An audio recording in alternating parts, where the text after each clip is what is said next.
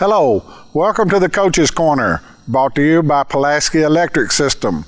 I'm Steve Pierce, your host. Alongside me, Bobcat head football coach David O'Connor. Coach, big long season, a lot of success. We came up just a little short the other night to Knox Fulton. Yes, it was a lot like what I told them on the radio, you guys on the radio after the game the other night. It was a great season, and it ended on a crappy night, and really a good night for football there at the stadium. We had a great crowd, a lot of support there. That was probably the most disappointing part is our fans were there supporting us, is that we kind of let them down a little bit on the big win, or having a shot for a big win to move on to the state championship. And, it was really disappointing for that. But, I couldn't be more proud of a bunch of guys. Anybody that was there at the game saw that our guys fought their tails off till the ball game was over. We're down 14 points, 21 points. We're still playing just like it's tied. Yeah, and that says, we've talked about it over and over, different kids stepping up to make a play offensively, defensively, special teams, and you called it, Coach, all the way to the end of the game the other night, even though at the end, it would have took a miracle to overcome a 14-point deficit. They never quit. Well, at the end, we felt if we got a punt block there, and maybe scooped and scored there, we're going to have a shot at an onside kick, get the ball back, and have one more shot at it. I mean, we still thought we had a shot, and we may have been the only people in the stadium who thought we had a shot, but we did, and I guess it was a futile thought. But in the end, it was a great football season. I mean, we were led by a group of great seniors that we are going to miss very sincerely. Yeah, you talk about the ball game. We'll start in the first half. The Bobcats, they go down and score. Fulton notches it up 7. Everything's going pretty good then, sort of according to plan. Well, yeah, actually, we go up 7, and then we turn the ball over. The first of many turnovers, and probably had almost as many turnovers Friday night as we had all season long. And it's just one of those things that if you could turn it back, we'd like to have a lot of those turnovers earlier in the year and none at the end.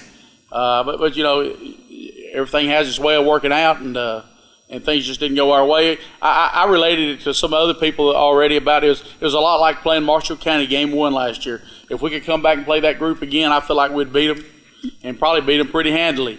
But that's just the way it falls. I felt like we would probably beat them 6 or 7 times out of 10.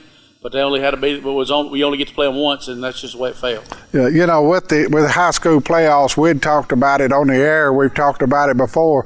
It is a true championship because you have to play your way to that big game, and along the way, no matter how good you are, the ball's got to bounce your way sometime, and Lady Luck's got to play in sometime. That's right, and you hit it right on the head there, Steve. Luck is probably the most important factor. Not just how the game goes, but injuries and all those type of things. We had a big injury the other night that kind of hurt our defense, stopping their run game. It was just a lot of variables that fell into place their way, and they came out on the win. And it's like I told the guys after the game, I didn't feel like we lost. We just ran out of time. Yeah.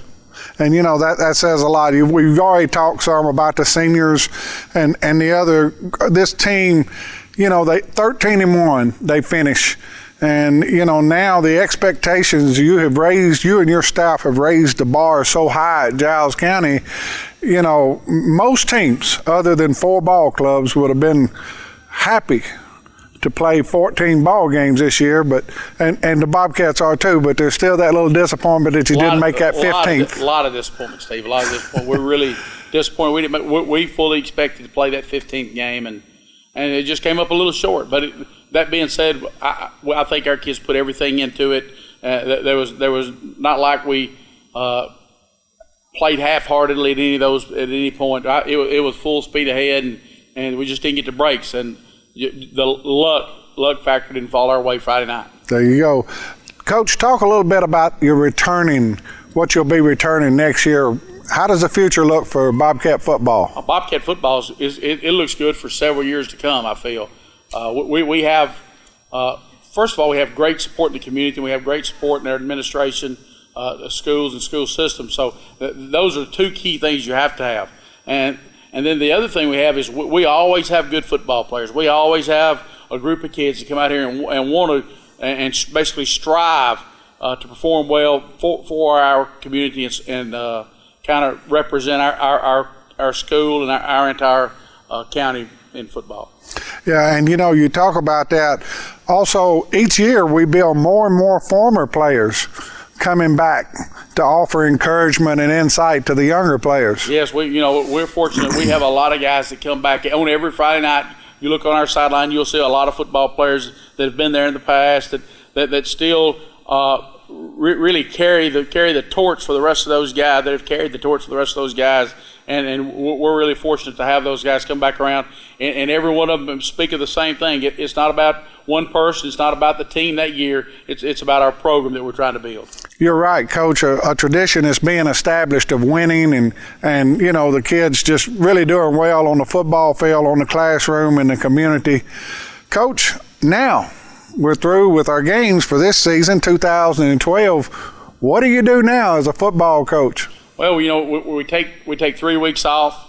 We do a little lifting. We do a little maxing during that 3 weeks off, and do some just cleanup work around here. And then we go right back to work. We come back after Christmas. We're trying to get ready for 2013, and we'll break it down every day when we finish on state champs. And we're going to try to get us another one. Yeah, a lot of people, they've come up to me and talked about the hard work and the dedication, of these players really shows off, and it does. In order to compete at the level y'all are competing at, every program that's successful, if you look at any successful program, they're all doing that, working all year long. You're right. I mean, we'll come back, and it won't be all football stuff. We're going to start in January, and we're going to get 3 months of hard lifting in. We're going to come in here. We're going to do power cleans. We're going to do bench press. We're going to do squats. We're going to do all kind of movements in this great facility we have here. Mm-hmm. And we're going to get our kids not only be more athletic, but to be strong athletic bodies. And then when we get to spring football, we get a week this year. We're going to have and one game. We'll go out and we'll practice football. We'll get better at football for a week and improve our game. Go get to play one game, give our guys a little motivation. But we're going to get stronger. We're going to play a little football, and then we're going to head into the summer. It's just a continuous cycle that really never ends. If you're going to be a good football program and not just a good team one year, it's just a never-ending cycle. You're always working to get better. Yeah, good thoughts there, Coach.